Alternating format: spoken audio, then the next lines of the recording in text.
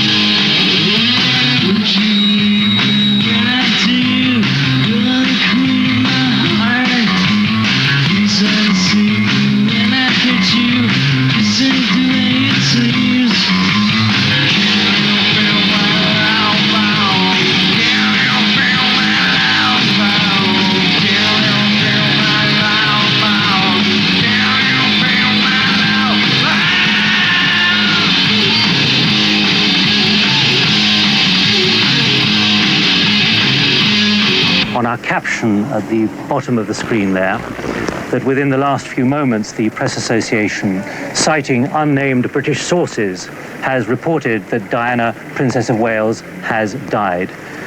This is not yet confirmed by an official source, so just to repeat, an unconfirmed bit of news that the Press Association is saying in Britain that Diana, Princess of Wales, has died following the accident just before midnight in this underpass tunnel in central Paris at the Pont d'Alma.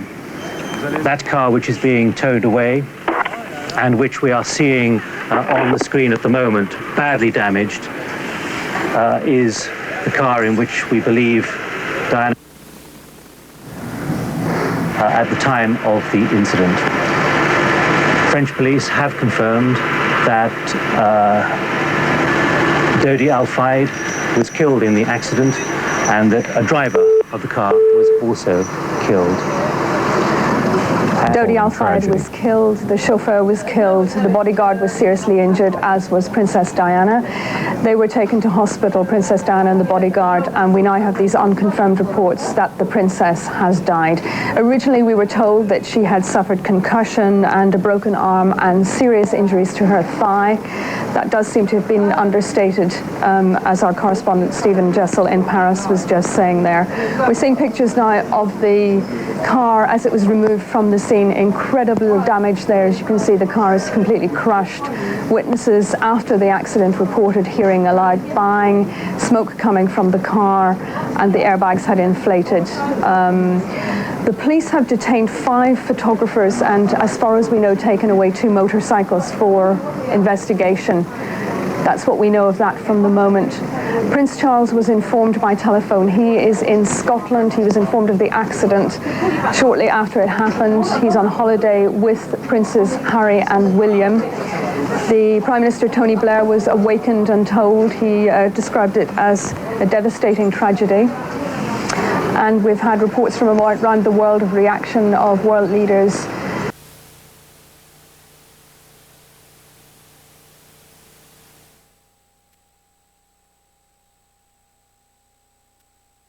Kensington Palace, Princess Diana's London home, the flowers began to arrive soon after dawn, and the tears began to flow.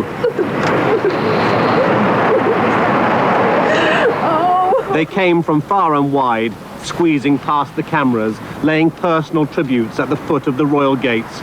From the Middle East, Australia, Japan, Africa and Germany. An endless list of nationalities paying their last respects. I'm devastated. Their abiding memories are of a woman filled with understanding and compassion. We all saw Diana cry when she was upset, and if you think of her, you can see her crying with her arms around people with AIDS. I mean, I'll always remember that first television news where she held hands with a man with AIDS, and that was the first time you'd ever seen that done without gloves. I'll always remember that. Faces many days of sorrow and self-examination. Recriminations and accusations may follow as the establishment, the monarchy and the people wonder if they couldn't have done more to prevent the loss of the princess.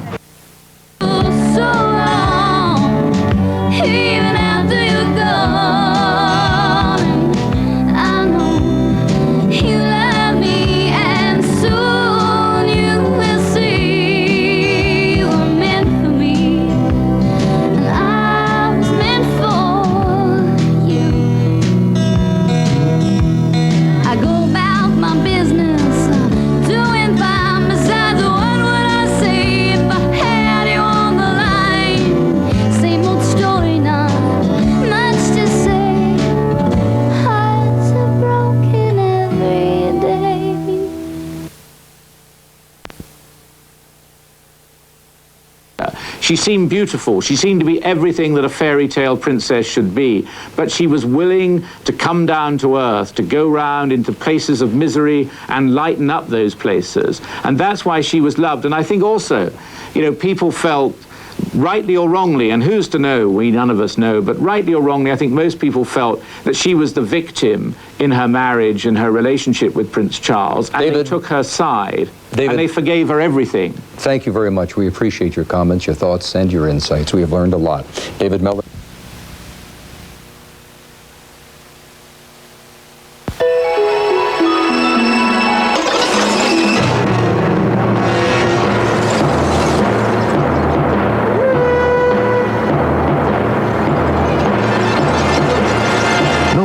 To finish second.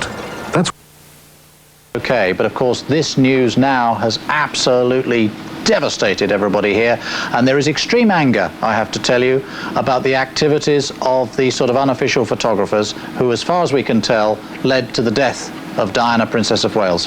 how are we seeing? This is BBC Television from London. A short while ago, Buckingham Palace confirmed the death of Diana, Princess of Wales. The princess died following a car accident in Paris. She was 36. A statement issued by the palace says the Queen and the Prince of Wales are deeply shocked and distressed by the terrible news. Charles and Diana separated in December of 1992. It has turned out to be an annus horribilis. That year, Queen Elizabeth referred to 1992 as a horrible year. Despite the separation, Diana insisted she did not want a divorce. But after more damaging press stories in November of 1995, Diana gave a highly critical interview in which she admitted her affair with Hewitt and said she believed Charles would not make a good king. After the interview, the Queen in effect ordered her son to divorce Diana. The princess agreed to the divorce in February of 1996, and the final decree was given in August of that year.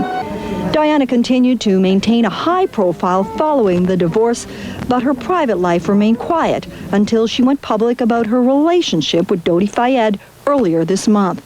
Diana campaigned for a ban on the use of the landmines and worked for many charities. She once said she wanted to be a sort of ambassador, a queen of the people's hearts. To many, it's how she will be remembered. Marina Colby, CNN, reporting.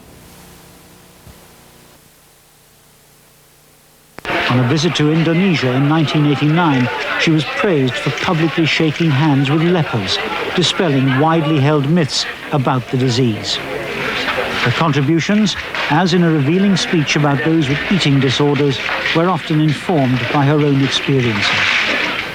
From early childhood, many had felt they were expected to be perfect, but didn't feel they had the right to express their true feelings to those around them. Feelings of guilt, of self-revulsion, and low personal esteem, creating in them a compulsion to dissolve like a disprin and disappear. Even filing a restraining order against one photographer last year. Only days earlier, Diana lashed out at the British press, calling them ferocious and unforgiving. In an interview with the French newspaper Le Monde, she said the press is only interested in my mistakes, that abroad she's treated differently. Princess Diana said in that interview she would have left Britain if it wasn't for her sons. Princess Diana always said she wanted to be the queen of people's hearts. Driven out of a loveless marriage just over a year ago, she could always count on the adoration of the British public. In her death, that adoration can only grow. Once the separation had occurred, we move into 1993. What happened during that period? People's agendas changed overnight. I was now separated, wife to Prince of Wales. I was a problem. I was a liability, seen as. And how were we going to deal with her? Servicing it. It happened, I was in South Beach last weekend, and 2 doors up was the Versace house. Beginning at first light and ending at dusk, people are photographing each other outside the house. There's incredibly growing morbid appetite for the lives of the rich and famous, and death seems to only deepen it. Is it our fault? I believe it's absolutely become part of the culture. Look, I must confess I'm a bit of a cynic in this. I don't hear you thinking there is a solution, and I don't think there is one anyway. And royalty, she was Vogue magazine meets Mother Teresa. She was just something that we've never experienced before.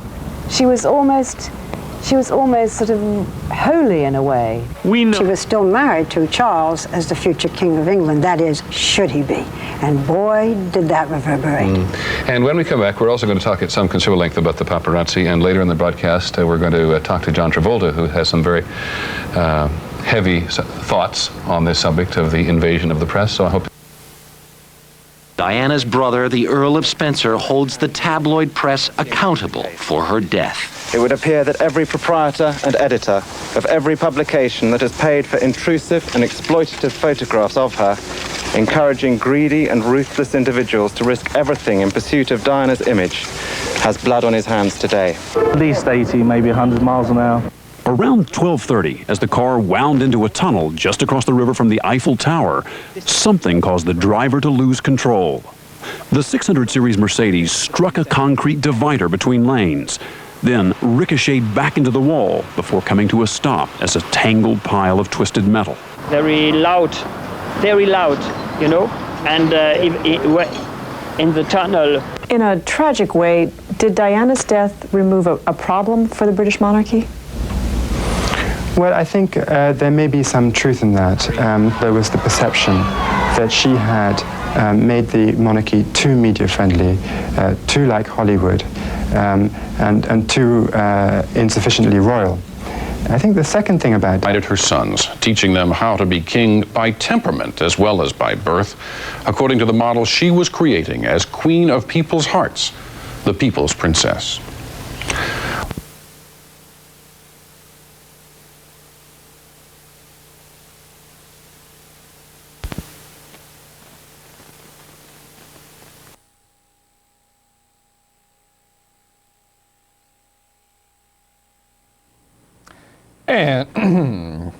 And good evening and welcome to the program. And it's hard to ignore how we began last week's program, which was to begin with a clip from the very best British political satire in recent years, which is the House of Cards trilogy, which, strangely enough, last week was still ripping good fun. It really is the best satire on politics you'll find anywhere, and being British politics being just exemplary of what happens in a lot of places, only obviously more subject to satire.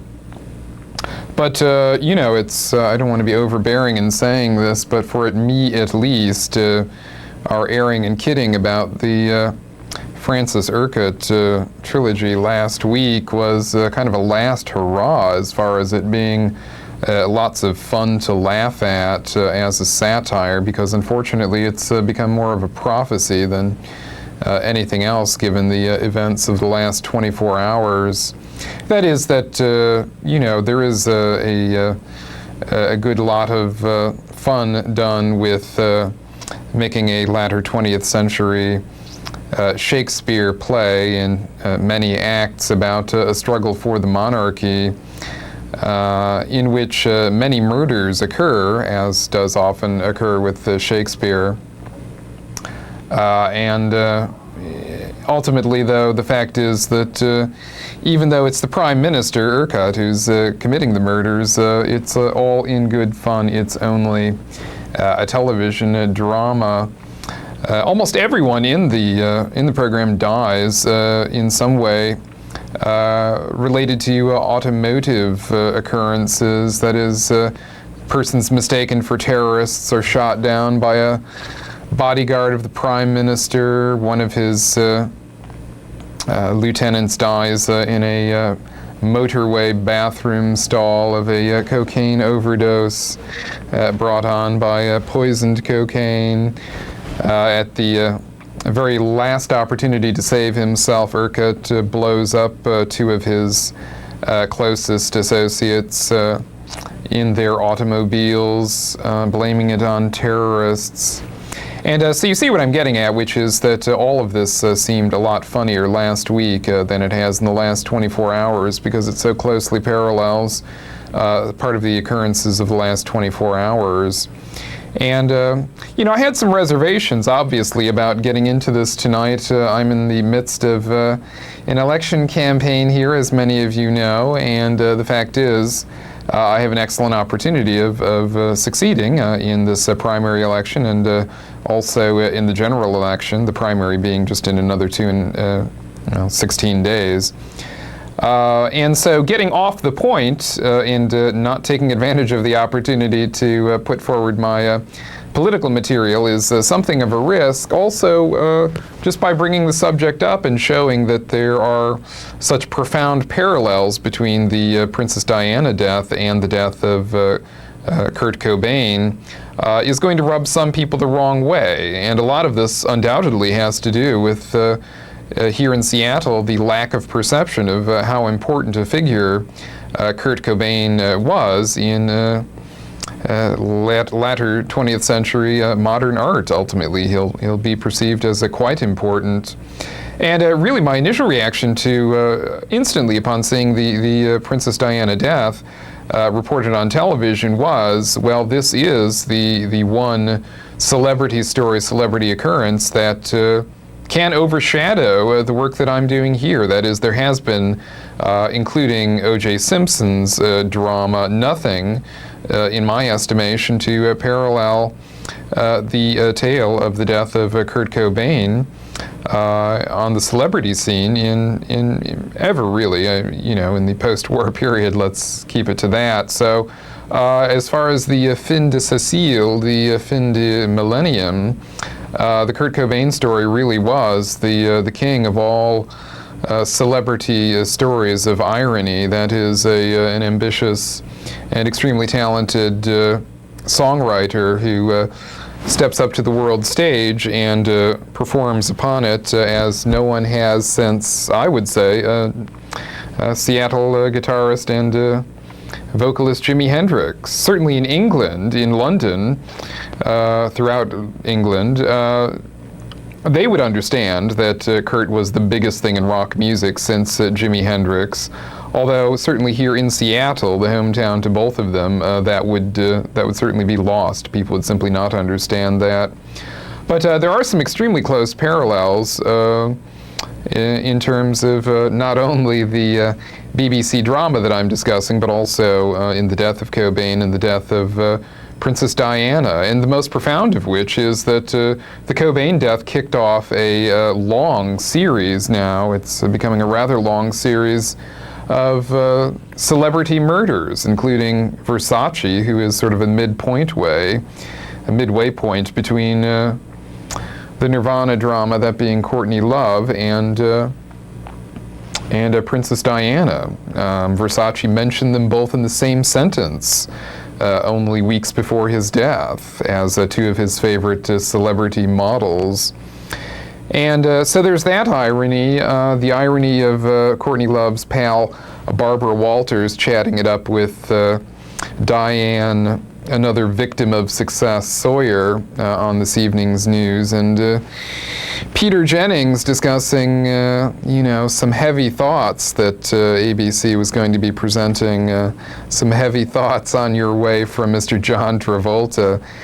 Kind of an interesting turn of phrase. I wasn't aware that the actor Travolta was capable of heavy thoughts, but in Peter Jennings' estimate, he obviously is.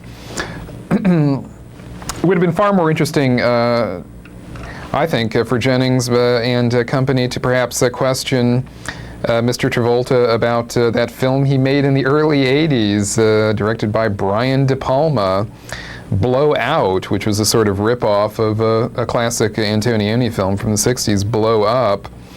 And in the Travolta version, in the Brian De Palma version, a political figure is assassinated on a lonely country road by someone with a gun shooting out his tire, which actually, if you think about it, and apparently no one in the world's media, at least publicly, has thought about it, that would be a far more likely way for a 3-ton Mercedes-Benz 600 series to suddenly veer off into a cement girder for no other reason.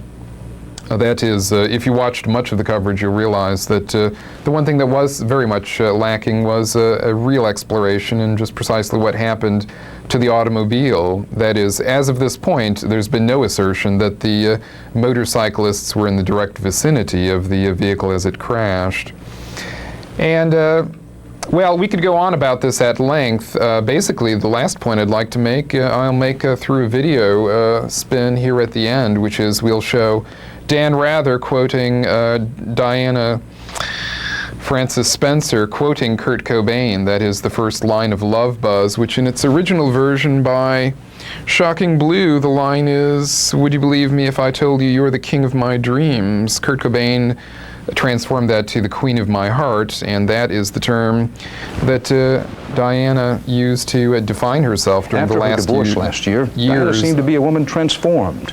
Without her royal title and her official job, she invented a role for herself. As Prime Minister Tony Blair said today, Diana became the people's princess. Diana took up causes from AIDS awareness to the international ban on landmines. If cameras were going to follow her everywhere, then Princess Diana would take them to places where they would focus on her issues. She would use her celebrity to do good.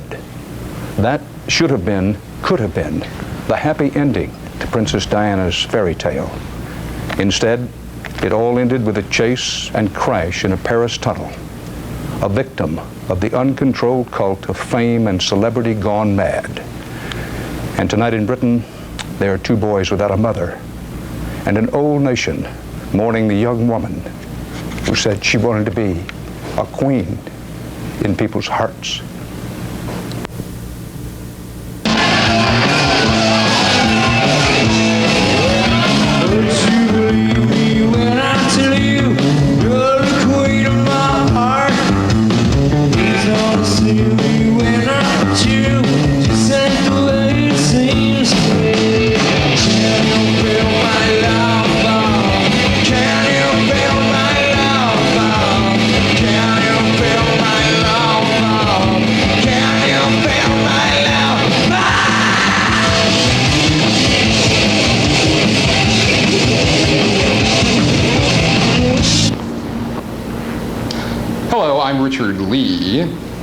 In my work as an independent investigative journalist over 15 years, I have noticed that when things go wrong in government agencies, the excuse is that everyone makes mistakes. The truth is really more that government foul-ups are simply a classic pattern of building a wall against accountability to keep citizens out, while those inside cut private deals for self-gain. Our city's elected officials have a long-standing habit of seeking to forward huge building projects at the expense of more human-scale concerns. Seattle voters have declined to support these overly ambitious building projects often, as when rejecting the Commons and the proposed $122 million police headquarters. Many were disturbed to learn that the city manipulated crime statistics to gain $24 million in HUD funds for what it called a blight area, actually 3 blocks in downtown, which are the site of a $400 million development. We were told that Seattle would not get stuck paying more for the stadiums, but immediately after the June election, the city's traffic department announced that we now need a traffic revision there, which will cost $150 million or more. City Council members have also authorized spending $180 million on the new Key Tower campus without voter approval. The result of the Key Tower development will be the destruction or sale of most of the city government's downtown buildings, the municipal, public safety, Dexter Horton, and Alaska buildings, and a retreat of city government into a skyscraper atmosphere, and more long-term debt for taxpayers. Spending on this scale should never occur without the direct approval of voters, and Seattle citizens must look with alarm at the so-called councilmanic bond process that makes this exorbitant spending possible. Many of you will know me from the weekly cable television program that I've done for the last 4.5 years, where government and police misconduct have been examined closely. I will take the issues we've discussed and make new city policy so that we can live in a Seattle that more honors justice, opportunity, and fairness. Things really can change for the better, but my advice is don't count on it. Believe me when I tell you, you're the queen of my heart. Please don't see me when I'm with you, just ain't the way it seems to me. Can you feel my love, love? Can you feel my love, love? Can you feel my love, love? Can you feel my love, love?